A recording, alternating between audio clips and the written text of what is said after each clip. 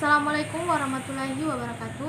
Perkenalkan, nama saya Reska Amalia dengan stambuk A1L12055. Jadi di sini saya akan menjelaskan materi yang berjudul bagaimana urgensi dan tantangan ketahanan nasional dan bela negara bagi Indonesia dalam membangun komitmen kolektif kebangsaan. Yang pertama ini kita akan membahas tentang konsep dan urgensi ketahanan nasional dan bela negara. Nah, apa itu ketahanan nasional? Ketahanan nasional itu merupakan salah satu konsepsi kenegaraan Indonesia. Ketahanan sebuah bangsa pada dasarnya dibutuhkan guna menjamin serta memperkuat kemampuan bangsa yang bersangkutan, baik dalam rangka mempertahankan kesatuannya, menghadapi ancaman yang datang, maupun mengupayakan sumber daya guna memenuhi kebutuhan hidup.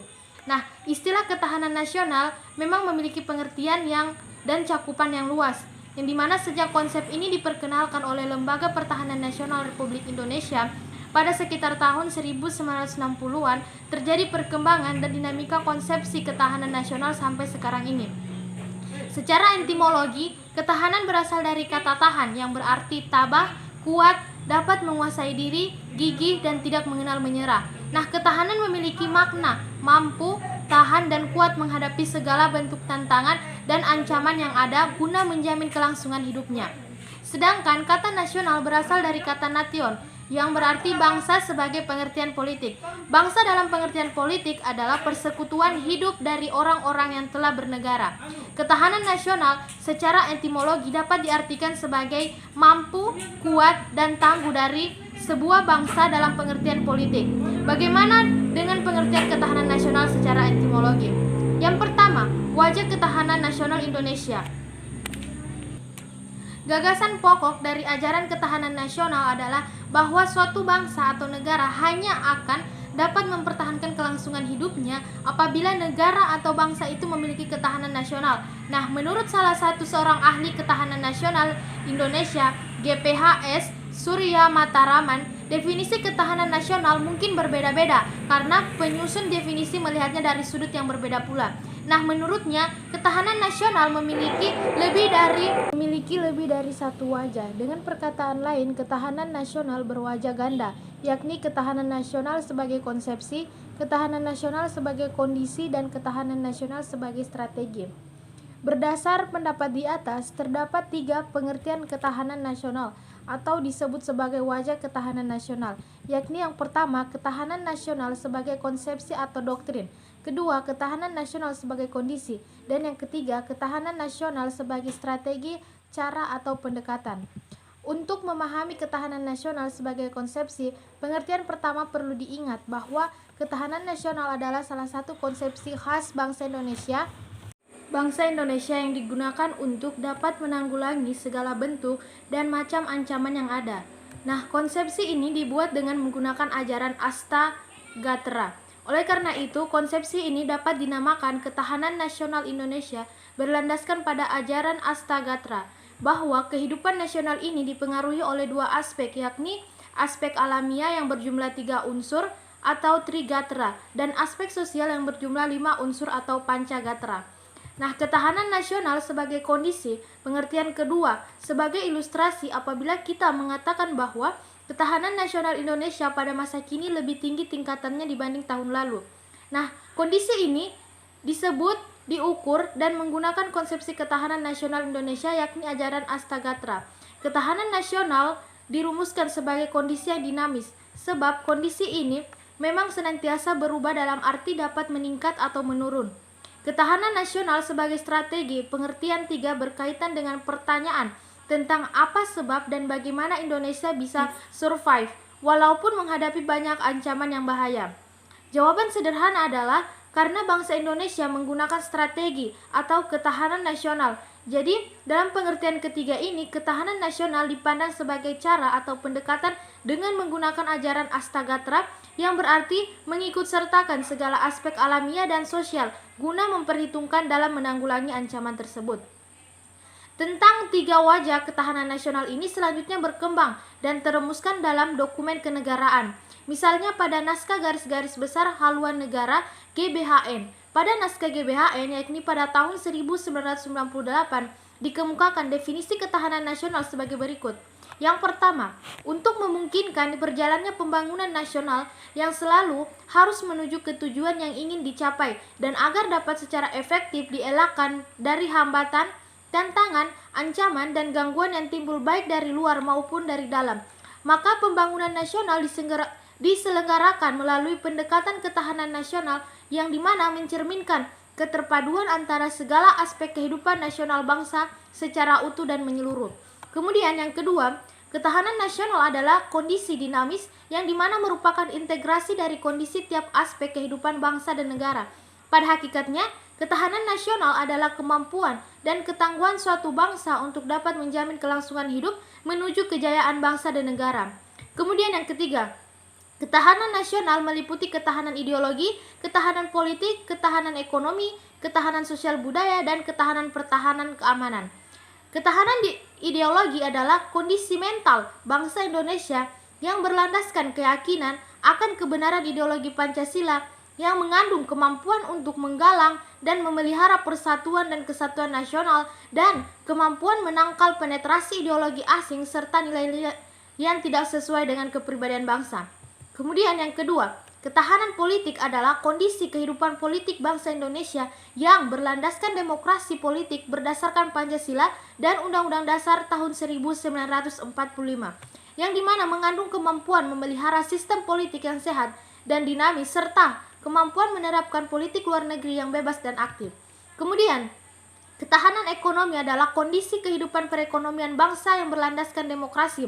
Ekonomi yang berdasarkan Pancasila yang mengandung kemampuan memelihara stabilitas ekonomi yang sehat dan dinamis, serta kemampuan menciptakan kemandirian ekonomi nasional dengan daya saing yang tinggi dan mewujudkan kemakmuran rakyat yang adil dan juga merata. Kemudian, ketahanan sosial budaya adalah kondisi kehidupan sosial budaya bangsa yang dijiwai kepribadian nasional, di mana berdasarkan Pancasila yang mengandung kemampuan membentuk dan juga mengembangkan kehidupan sosial budaya manusia dan masyarakat Indonesia yang beriman dan bertakwa kepada Tuhan Yang Maha Esa, rukun, bersatu, cinta tanah air, berkualitas, maju, sejahtera, dalam kehidupan yang serba selaras, serasi, seimbang, serta kemampuan menangkal penetrasi budaya asing yang tidak sesuai dengan kebudayaan nasional. Kemudian, ketahanan pertahanan keamanan adalah kondisi daya tangkal bangsa yang dimana dilandasi kesadaran bela negara seluruh rakyat yang mengandung kemampuan memelihara stabilitas pertahanan keamanan yang dinamis, mengamankan pembangunan dan hasil-hasilnya, serta kemampuan mempertahankan kedaulatan negara dan menangkal segala bentuk ancaman. Kemudian yang kedua, dimensi dan ketahanan nasional berlapis. Selain tiga wajah atau pengertian ketahanan nasional Indonesia juga memiliki banyak dimensi dan juga konsep ketahanan berlapis. Nah, oleh karena itu, aspek-aspek baik alamiah dan sosial mempengaruhi kondisi ketahanan nasional. Maka dimensi aspek atau bidang dari ketahanan Indonesia juga berkembang. Nah, dalam skala nasional dan sebagai konsepsi kenegaraan, ada istilah ketahanan nasional. Selanjutnya, berdasar aspek-aspeknya, ada ketahanan nasional dalam bidang politik, sosial, ekonomi, budaya, pertahanan, dan juga keamanan. Konsep ketahanan nasional berlapis artinya ketahanan nasional sebagai kondisi yang kokoh dan tangguh dari semua bangsa tentu tidak terwujud jika tidak dimulai dari ketahanan pada lapisan-lapisan di bawahnya. Nah, terwujudnya ketahanan pada tingkat nasional bermula dari adanya ketahanan dari individu, berlanjut pada ketahanan keluarga, ketahanan wilayah, ketahanan regional, lalu berpuncak pada ketahanan nasional. Kemudian yang ketiga, bela negara sebagai upaya mewujudkan ketahanan nasional. Istilah bela negara dapat kita temukan dalam rumusan pasal 27 ayat 3 Undang-Undang Dasar Negara Republik Indonesia tahun 1945. Pasal 27 ayat 3 menyatakan setiap warga negara berhak dan wajib ikut serta dalam upaya pembelaan negara. Dalam buku Permasyarakatan Undang-Undang Dasar Negara Republik Indonesia tahun 1945 oleh MPR pada tahun 2012 dijelaskan bahwa pada pasal tersebut dimaksudkan untuk memperteguh konsep yang dianut bangsa dan negara Indonesia di bidang pembelaan negara, yakni upaya bela negara bukan hanya monopoli TNI, tetapi merupakan hak sekaligus kewajiban setiap warga negara. Oleh karena itu, tidak benar jika ada anggapan bela negara berkaitan dengan militer atau militerisme. Dan seolah-olah kewajiban dan tanggung jawab untuk membela negara hanya terletak pada Tentara Nasional Indonesia. Sedangkan berdasarkan pasal 27 ayat 3 Undang-Undang Dasar Negara Republik Indonesia tahun 1945 tersebut dapat disimpulkan bahwa usaha pembelaan negara merupakan hak dan juga kewajiban setiap negara Indonesia. Hal ini berkonsekuensi bahwa setiap warga negara berhak dan wajib untuk turut serta dalam menentukan kebijakan tentang pembelaan negara melalui lembaga-lembaga perwakilan sesuai Undang-Undang Dasar Negara Republik Indonesia tahun 1945 dan juga perundang-undangan yang berlaku, termasuk pula aktivitas bela negara. Bela negara dapat dibedakan secara fisik maupun non-fisik.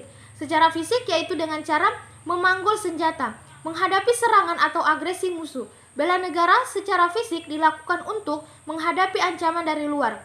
Pengertian ini dapat disamakan dengan bela negara dalam arti militer. Sedangkan bela negara secara non-fisik dapat didefinisikan sebagai segala upaya untuk mempertahankan negara kesatuan Republik Indonesia dengan cara meningkatkan kesadaran berbangsa dan juga bernegara, menanamkan kecintaan terhadap tanah air, serta berperan aktif dalam memajukan bangsa dan negara termasuk penanggulangan ancaman.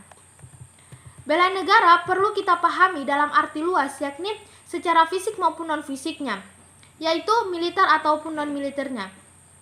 Pemahaman demikian diperlukan oleh karena dimensi ancaman terhadap bangsa dan negara ini tidak hanya ancaman yang bersifat militer, tetapi juga ancaman yang sifatnya non-militer atau nir-militer. Yang dimaksud ancaman adalah setiap usaha dan kegiatan baik dari dalam maupun luar negeri yang dinilai membahayakan kedaulatan negara, keutuhan wilayah negara dan juga keselamatan segenap bangsa. Kemudian, di sini kita akan membahas pula mengenai sumber historis, sosiologis, politik tentang ketahanan nasional dan juga bela negara. Terdapat latar belakang sejarah, sosiologis, dan kepentingan nasional sehingga muncul konsep ketahanan nasional. Secara historis, gagasan tentang ketahanan nasional bermula pada awal tahun 1960-an, yakni di kalangan militer Angkatan Darat yang sekarang bernama Seskoat. Masa ini sedang meluasnya pengaruh komunisme yang berasal dari Uni Soviet dan Cina. Pengaruh komunisme menjalar sampai kawasan Indochina sehingga satu persatu kawasan Indochina menjadi negara komunis seperti Laos, Vietnam, dan juga Kamboja. Sejarah keberhasilan bangsa Indonesia menangkal ancaman komunis tersebut, menginspirasi para petinggi negara untuk merumuskan sebuah konsep yang dapat menjawab mengapa bangsa Indonesia tetap mampu bertahan menghadapi serbuan ideologi komunis, padahal negara-negara lain banyak yang berguguran. Jawabannya yaitu dimunculkan adalah karena bangsa Indonesia memiliki ketahanan nasional, khususnya pada aspek ideologi. Belajar dari pengalaman tersebut, dimulailah pemikiran tentang perlunya ketahanan sebagai bangsa. Pengembangan atas pemikiran awal di atas semakin kuat setelah berakhirnya gerakan 30 September atau G30 SPKI. Kemudian pada tahun 1968, pemikiran di lingkungan SSKAD tersebut dilanjutkan oleh Lemhanas, yaitu Lembaga Pertahanan Nasional, dengan dimunculkan istilah kekuatan bangsa. Nah, berdasarkan perkembangan tersebut, kita mengenal 3 perkembangan konsepsi ketahanan nasional, yakni ketahanan nasional konsepsi pada tahun 1968, ketahanan nasional konsepsi pada tahun 1969, dan ketahanan nasional konsepsi pada tahun 1972. Kemudian selanjutnya kita akan mendeskripsikan esensi dan juga urgensi ketahanan nasional dan bela negara. Nah, esensi dari ketahanan nasional pada hakikatnya adalah kemampuan yang dimiliki bangsa dan negara dalam menghadapi segala bentuk ancaman. Spektrumnya semakin luas dan kompleks. Konsepsi ketahanan nasional dapat digambarkan dan juga dapat diperihal unsur-unsur kekuatan nasional ini telah mendapat banyak kajian dari para ahli. Unsur-unsur ketahanan nasional model Indonesia terdiri dari 8, yakni yang pertama, gatra, letak, dan kedudukan geografi, gatra, keadaan dan kekayaan alam. Kemudian yang ketiga, gatra, keadaan dan kemampuan penduduk. Kemudian 5 aspek kehidupan sosial Pancagatra, yaitu yang pertama, gatra ideologi, gatra politik, ekonomi, sosial, budaya, pertahanan, dan keamanan. Model Astagatra merupakan perangkat hubungan bidang-bidang kehidupan manusia dan budaya yang berlangsung di atas bumi dengan memanfaatkan segala kekayaan alam yang dapat dicapai dengan menggunakan kemampuannya. Model ini merupakan hasil pengkajian Lembaga Ketahanan Nasional. Adapun penjelasan dari masing-masing gatra tersebut adalah sebagai berikut. Gatra letak geografi atau wilayah menentukan kekuatan nasional negara. Hal yang terkait dengan wilayah negara meliputi 1. Luas wilayah negara, posisi geografis, astronomis, dan geologis, dan daya dukung wilayah negara. Pengelolaan dan pengembangan sumber kekayaan alam merupakan salah satu indikator ketahanan nasional. Hal-hal yang berkaitan dengan unsur sumber daya alam sebagai elemen ketahanan nasional meliputi yang pertama, potensi sumber daya alam wilayah yang bersangkutan, kemudian kemampuan mengeksplorasi sumber daya alam, kemudian pemanfaatan sumber daya alam, dan yang terakhir, kontrol atau kendali atas sumber daya alam. Nah, gatra penduduk sangat besar pengaruhnya terhadap upaya membina dan mengembangkan ketahanan nasional.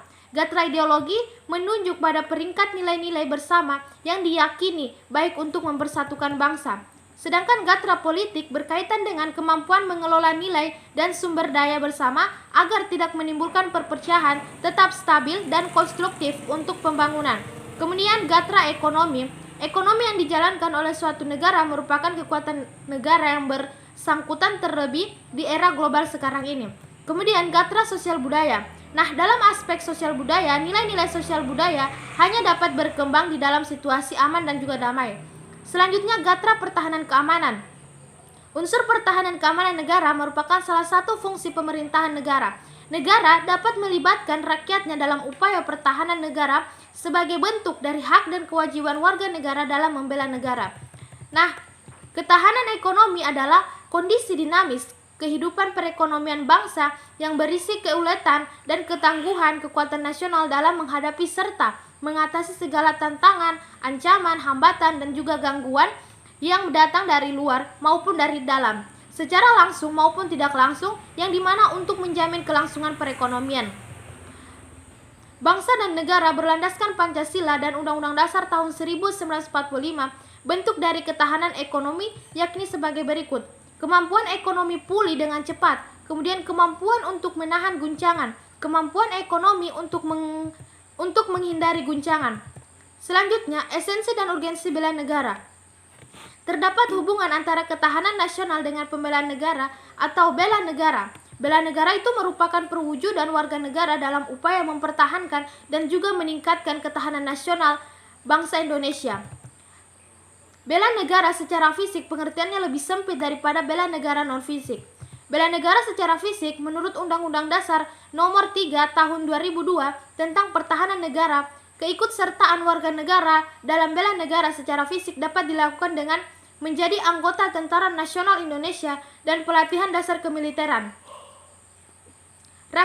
Sekarang ini, pelatihan dasar kemiliteran diselenggarakan melalui program Rakyat Terlatih atau RATI. Meskipun konsep RATI tersebut adalah amanat dari Undang-Undang Nomor 20 Tahun 1982. Selanjutnya, bela negara secara non-fisik, yakni menurut Undang-Undang Nomor 3 Tahun 2002 tentang Pertahanan Negara, keikutsertaan warga negara dalam bela negara secara non-fisik dapat diselenggarakan melalui pendidikan kewarganegaraan dan pengabdian sesuai dengan profesi. Berdasar hal itu, maka keterlibatan warga negara dalam bela negara secara non-fisik dapat dilakukan dengan berbagai bentuk, sepanjang masa dan dalam segala situasi, misalnya dengan beberapa cara seperti berikut, yakni mengikuti pendidikan kewarganegaraan baik melalui jalur formal maupun non-formal, kemudian melaksanakan kehidupan berdemokrasi dengan menghargai perbedaan pendapat dan juga tidak memaksakan kehendak. Selanjutnya, pengabdian yang tulus, berkarya nyata, berperan aktif, mengikut kegiatan mental spiritual, dan membayar pajak dan restribusi yang berfungsi sebagai sumber pembiayaan negara untuk melaksanakan pembangunan. Mungkin itu saja yang dapat saya jelaskan. Lebih dan kurangnya mohon dimaafkan. Sekian dan terima kasih. Wassalamualaikum warahmatullahi wabarakatuh.